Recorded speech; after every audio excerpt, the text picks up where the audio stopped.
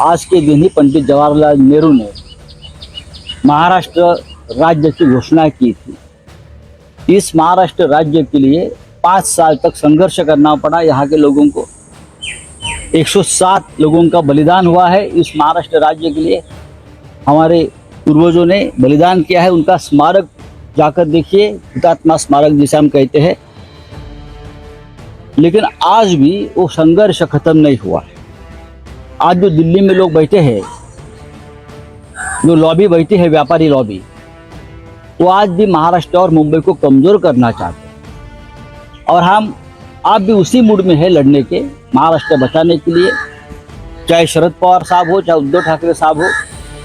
ये इतिहास है छत्रपति शिवाजी महाराज के जमाने से कि महाराष्ट्र कभी दिल्ली के सामने झुका नहीं, न बिका है कभी महाराष्ट्र।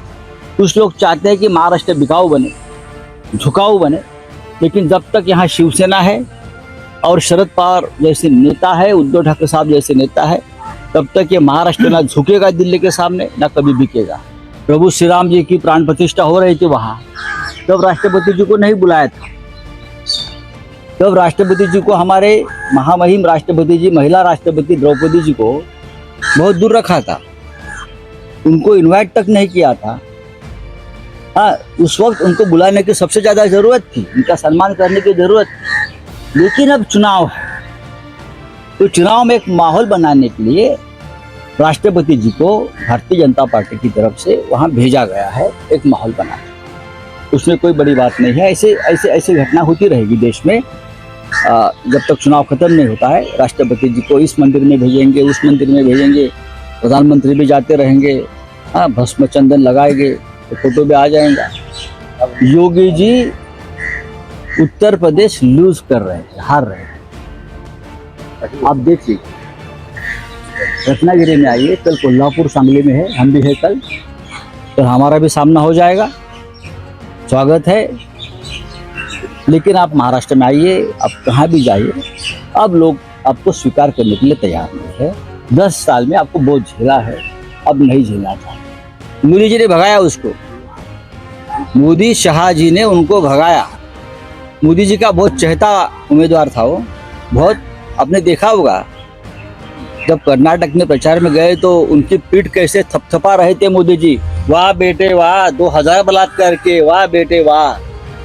2000 बलात्कार का रिकॉर्ड करने वाला आदमी, अगर मोदी जी उसकी पीठ नहीं थपथपा गए तो कौन थपथपाएगा? तो ऐसे आदमी को प्रोटेक्शन दिया जाएगा।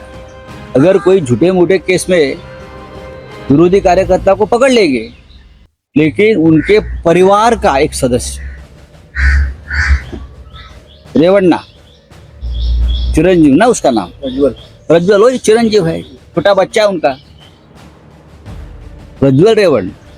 2000 से भी ज्यादा उनके वीडियो वायरल हुए बलात्कार। उनके सामने बूढ़ी औरतें माँ जैसे हाथ जोड़ती है और मोदी जी उस बलात्कारी की पीठ थपथपा।